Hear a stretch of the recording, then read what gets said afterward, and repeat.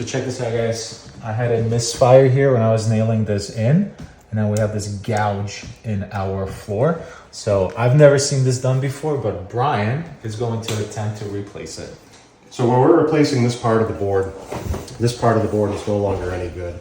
So what I normally do is I take a flush cut on another piece of flooring, and I've already established where we're gonna put our new piece in with a line here. So I'm gonna just take that board, put it down a little bit proud of that line so we can cut that new piece a little bit shy if we have to. And I screw that right down into the old piece of flooring.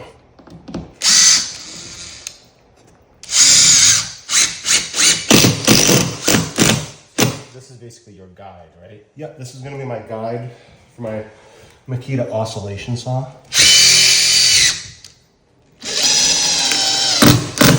This seems so aggressive.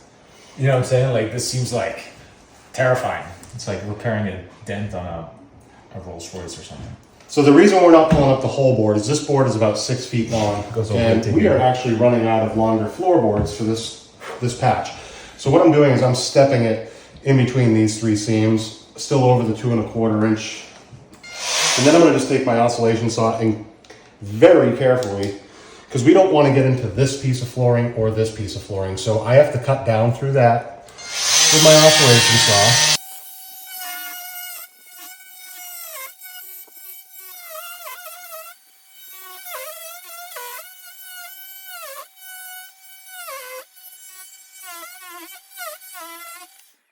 So now I'm going to take this board back up.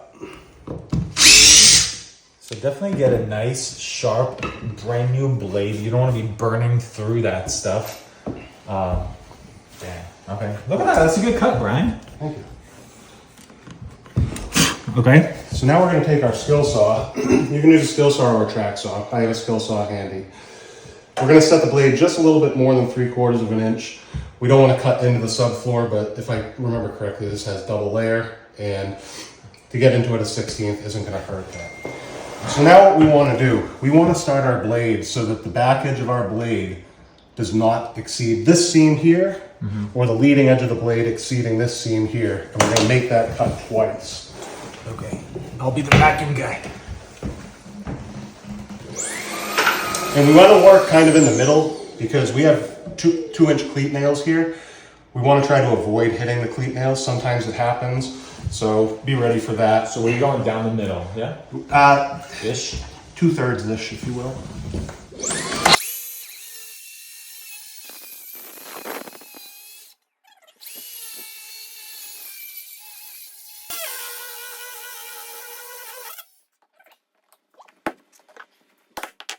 Oh, now that's going to pop out of there like that. Yeah. Thank you. Pop that. So now our tongues are all running this way, so this is all groove here. So this groove, we're going to be able to start to slide it forward. I might need to take a little bit more out of that cut, and that's okay. So typically I just try to make as much of it out of there as I can. Okay.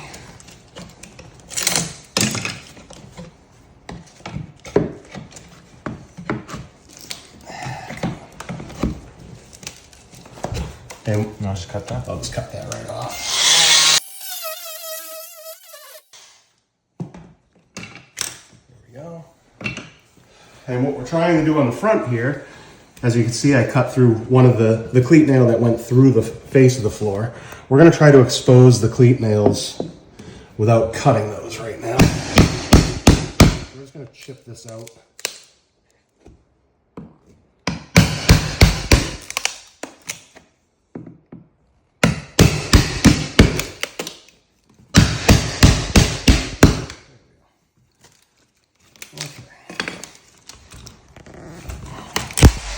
So now we've got the bad piece out.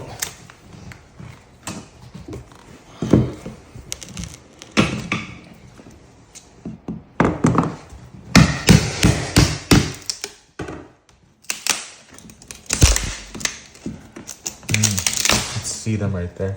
Yep. Pull that nail out.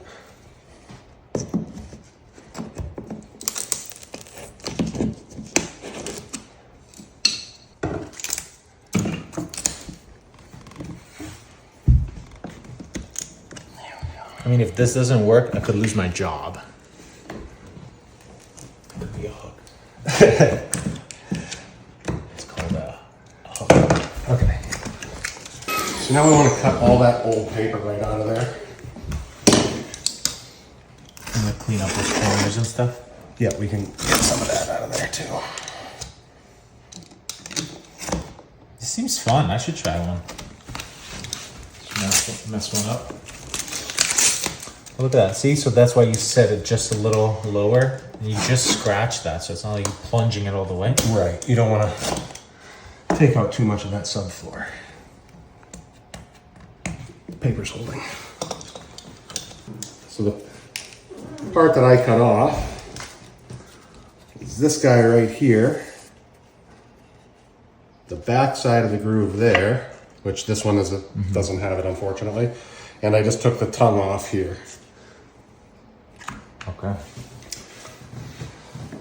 Now sometimes in order to get this piece in, I do have to do a little bit of finesse with this, whether it be with a piece of sandpaper or just take like a little bevel to get it to roll. Because basically all we're gonna try to do, once we get the glue in there, we're just gonna glue that.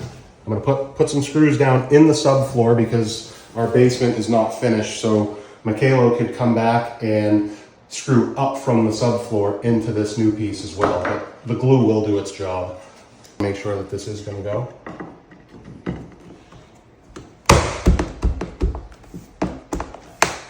I'm gonna have to bevel it a little bit.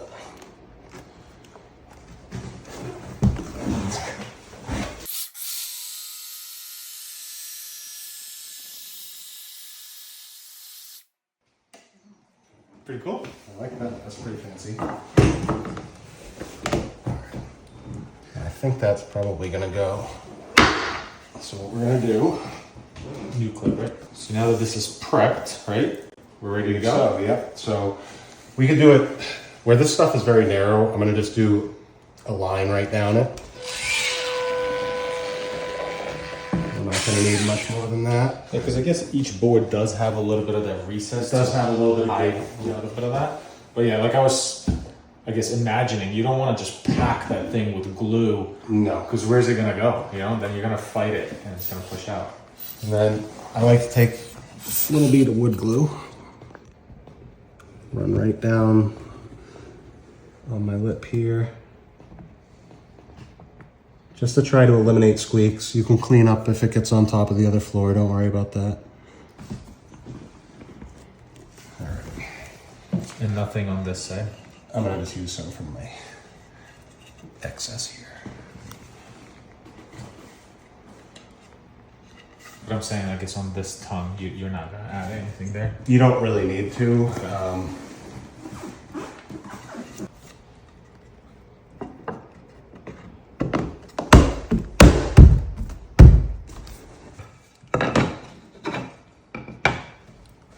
Oh, sorry.